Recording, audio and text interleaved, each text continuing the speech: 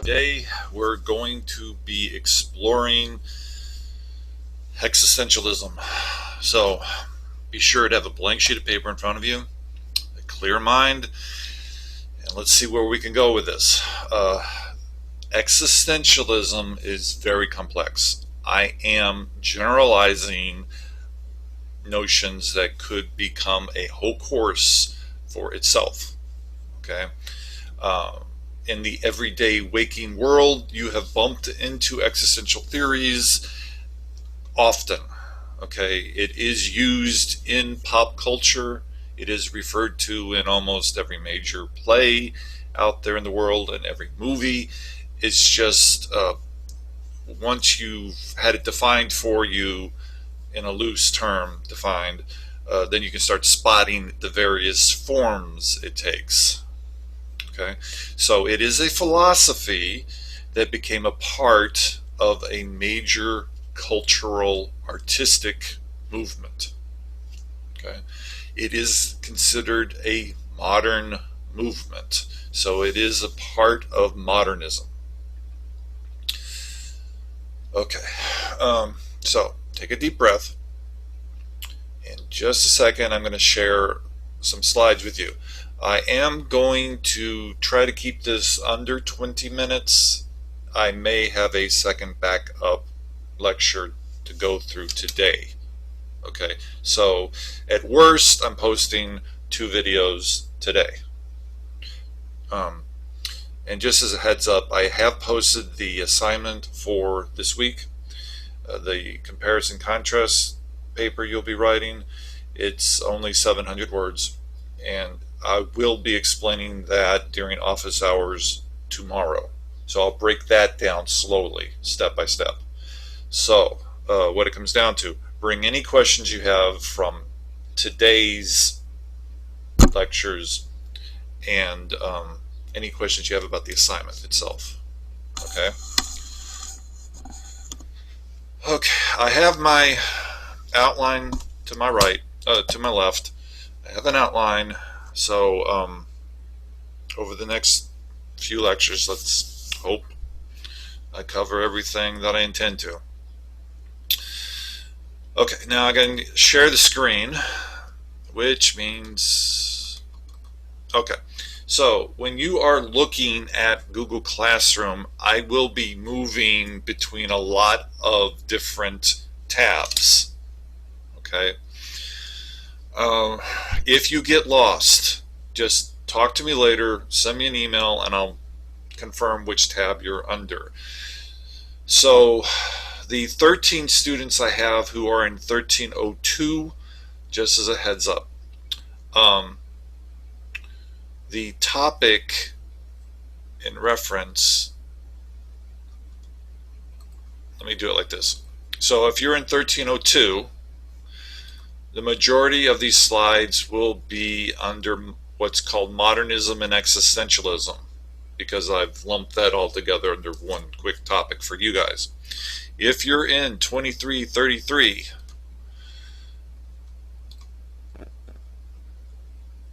you see I have modernism as its own topic, and I also have the existentialism here. These two items under existentialism I will be covering and showing you details today. Okay, so just be clear, between 1302 and 2333, some tab names got slightly altered. If you get lost and can't find material, just ask me. I will respond. Okay, so like I said, existentialism is a very modern movement. It came about from the results of, let's say, it came about from the results of World War II. Okay, so the seeds of ideas of existentialism have always been around. So that's why we can give credit to Socrates, for example, as starting an idea that's somewhat existential, to Shakespeare, who has a play with major existential themes, okay, to folk tales from the 1800s. That's how you can connect these dots. But it wasn't until 1900, after World War II, that it was formalized and defined. Okay, just like the notion of an anti-hero was not defined until the 1900s. So you notice I have open a slide that says literary modes. Earlier in the year, I had broken down a series of classifications for literature. Okay, and very quickly, I'm going to review those with you. You had realistic, naturalistic, romantic, and fantasy. Okay, these are the top four. These are ways of determining types of literature. So very quickly, realistic mode, predominantly the best examples are from the 1950s in America. There was an American realistic movement, John Steinbeck, The Grapes of Wrath. That was a primary example of realist thought. Okay, naturalist is when you are exposing corruption, like I say here, something that's evil in the world, and that's why the E category is larger than the G category. So you got good and evil. That's not saying the world is not balanced between the two. It's saying the author of the story is emphasizing how heavily influencing world events evil exists in the world. Corruption is in the world. Okay. So when you're reading a naturalist story, you want a happy ending to be provided. You're not guaranteed it will happen. You fear there won't be a happy closure. You may get it, you may not. Okay. Likewise with realistic mode, the world's realistic. It's equal balance of good and evil. When you go out in the world, you can do good, you can do evil. Okay. So again, a character, a protagonist, may seem to be on the good side of the world and make a mistake and have to face the consequences. Okay. Romantic mode. This is where we lump a huge majority of early writing. The King Arthur stories fall into this category. Chaucer stories fall into this category. Typically, when you're given these type of stories, you see a good guy right away, you know that's the protagonist, you see the bad guy, you know he's the evil one. Okay? You know these two are going to bump heads and cause conflict. However, you are guaranteed a happily ever after. That's the whole point of romantic. After the conflict, after the struggle, especially if you keep Sir Gawain and the Green Knight in mind, that is a romantic story where the characters are shown to you how you're supposed to behave under conflict. So Sir Gawain is not a perfect character, but he's very close to perfect. You know he's a good guy, you know he's going to struggle, but in the end, he's going to win. Okay. And finally, you have fantasy mode. That's based on realism.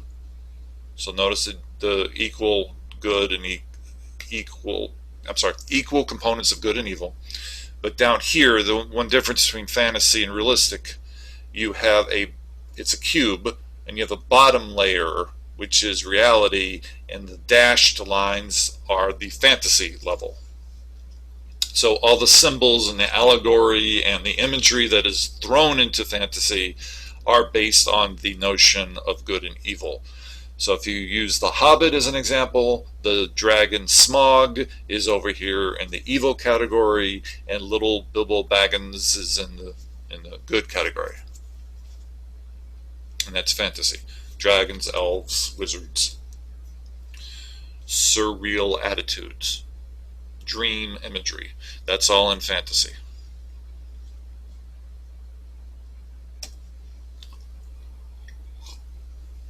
Okay. Now, I purposely skipped existentialism when I gave you those modes last year. Existential thought is the most complex. It's also the most pessimistic. There are happy closures in some existential-based stories, but for the most part, it's very dark, it's very dreary. It's warning you how not to behave. So if you keep that in mind, this is one of the reasons I like existentialism so much. The writer can do whatever they want, can create a hideous, dilapidated, fractured society, okay? Apocalypse. But it's an example of what we are wanting to avoid. So you can get a moralistic closure to it. It's a voice of warning. That's the other aspect. Okay. So, again, this is most complex. On simple terms, the world is shown to you as a living hell for humans. Humans have made hell out of reality. Okay. The world has dehumanized society. Or another way of flipping it, society has dehumanized individuals in the world. So either way you phrase it, that's correct. Humans are no longer humans. We are robots. We are stuck in ruts. We are without morality, without consciousness. We do what we want to do and screw over who we can. When you are reading the works, the ones I particularly like, the goal of the work does give you a desire to want to help the protagonist. You can see instantly what's going wrong in their life, and you see how you could get happy closure for them. All they would have to do is, and keep Prufrock in mind, all they have to do is acknowledge they have flaws and try to change their flaws and move beyond the flaws. But realistically, most people, once you point out the flaws to them, they don't want to change. The flaws have been embedded in their life for so long, they're comfortable with them, they accept them, and they don't want to change. It's the same logic, it's a sad logic, it's the same logic of somebody who's in a very abusive relationship. They often stay within that relationship even though they're getting beat up mentally and physically. But it's a sense of control on their own part. They know what's going to happen. If they try to leave, they don't know what's going to happen. So, and therefore they stick with what they know.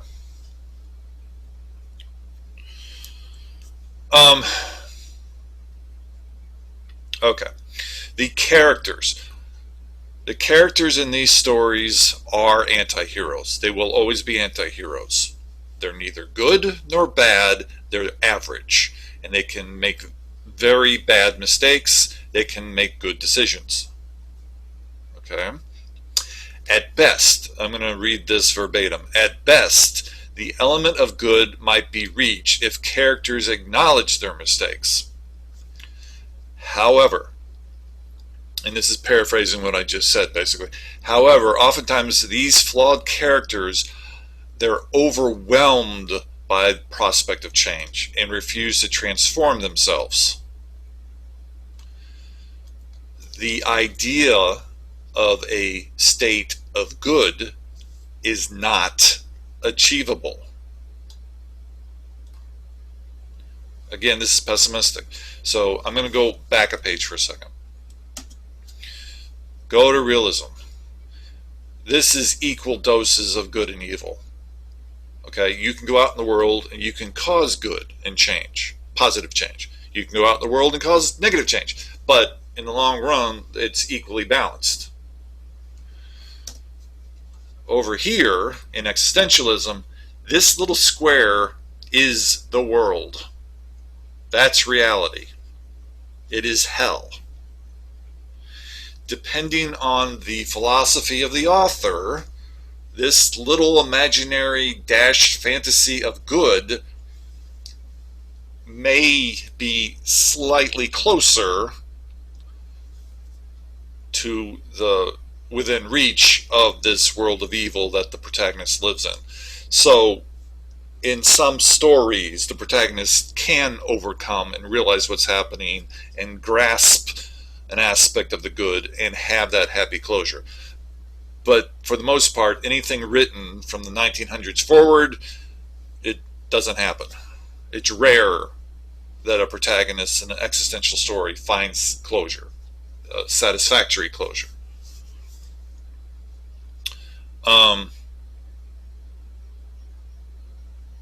Some of you have mentioned this to me. I do always recommend Kurt Vonnegut's Slaughterhouse-Five. Anything by Kurt Vonnegut fits into existential stories.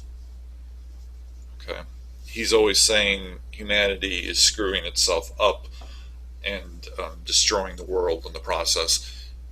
But he does it in a very strangely sarcastic yet comic fashion. So you see the bizarre absurdity of the world, and you want to help to try and fix it, but you realize you can't.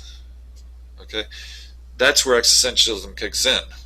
More often than not, because it's pessimistic, you can't make change. You'll want it, but it's very hard, extremely hard, to achieve change in the world. Okay. So that's why the G is not a part of the square Earth, the flat Earth. Okay.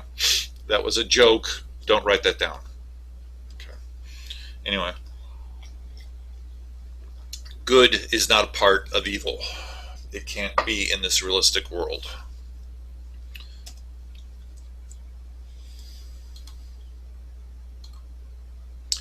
What I've also loaded up for you is a breakdown of the various theories that are in a part of existentialists. So you remember in the past I've mentioned some existentialists are atheist and some are Christian. So I found this online. It actually, despite its simplistic overgeneralization of the whole argument out there, does life have meaning, it does give you a valid breakdown of the four main concepts that exist in existentialism. So in the beginning of the theory, existentialism was formed by atheists. Okay,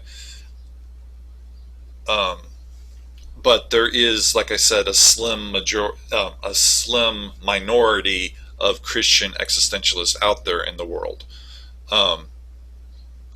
So what we have here represented: atheist existentialism, Christian existentialism, absurdism, and nihilism, or nihilism. So basically, in the nutshell, starting with the extremely negative, under a nihilistic theory, this is all negative. There's no meaning to life. There's no meaning in the universe. Humans can't fix it. You might as well just die and it won't impact anyone. Okay. That's a very negative view of the world.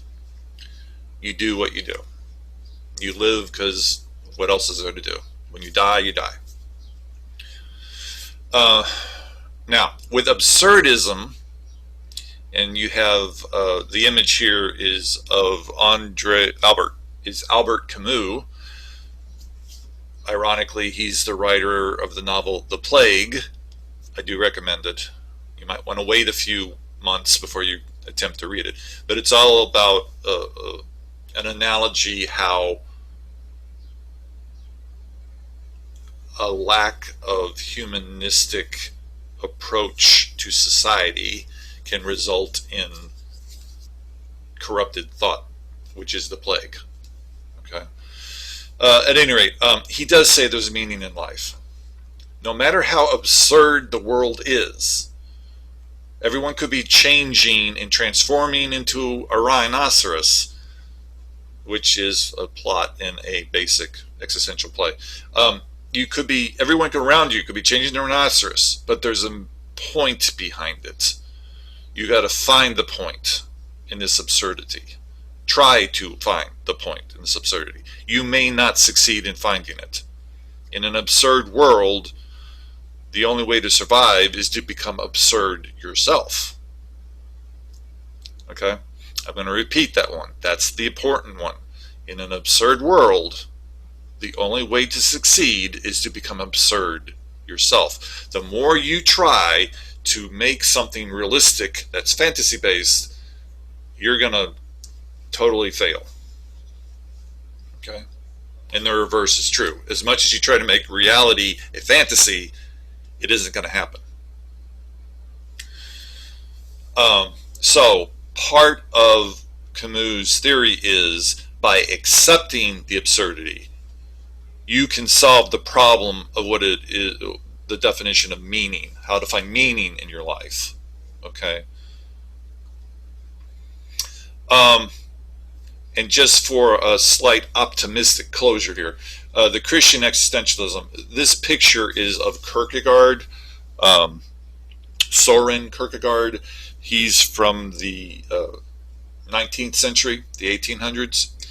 He has the seeds of existentialism in his philosophies. Okay, but he did believe in God, albeit God was a little distant from the earth. He's not in majorly impacting historical and societal structures because we have free will. Okay, you can find faith. You can believe in a God, and you can find meaning in your life with your faith in God. Okay, so frankly, I love existentialism so much. I place myself somewhere between these two guys, between absurdism and Christian existentialism. When I'm in a very bad mood, a very negative mood, I will be atheistic. But when I'm in a good mood and everything's going well, I'm over here. Now, the extreme difference between atheism and nihilism is sort of like there's no point, just give up. Okay. Whereas atheist existentialism is saying there are a lot of people in the world who are obsessed with fate and let fate control their life, or let other people control politics and control society, because what can I do as an individual? They just give up, and whatever happens will happen. Okay. If you take away that whole notion of that something's controlling your actions, or something's controlling, or there's an aspect of control in the world, and just say, frankly, there is no control in the world. We are who we are. We do what we do. Therefore, so long as I go out in the world and don't hurt anybody, I can do what I want to do. Nothing's controlling me. There's no book with this bearded man looking out in the book and saying, okay, in 2045, this character is going to kick the bucket. You can live your life and succeed in whatever you want to do. You're not controlled by your fate, because there is no fate. Okay? So there is portions of atheistic existentialism I do respect. I guess is the way I'll phrase it. I do respect it. It does make for interesting conversations. Okay. Now, I've hit the 20-minute mark. So what I'm going to do, I'm going to stop this video here. And then in the next video, part 2, I'll pick up with the elements of European fairy tales. That should be a short one. That won't be too long. Okay? But this is going to impact your assignment. And I will be showing you basically how this information here, atheistic concepts, how that applies, I'm sorry, I said atheism, how these existential concepts, okay, apply to fairy tales. Okay? This is a major part of your assignment. So be very careful and take close notes when I get to this part 2. Okay? Again, if you have any questions, hit me up. Okay, because this is where we get a little more difficult. Okay, so as always, be safe, and I'll talk to y'all later. Adios.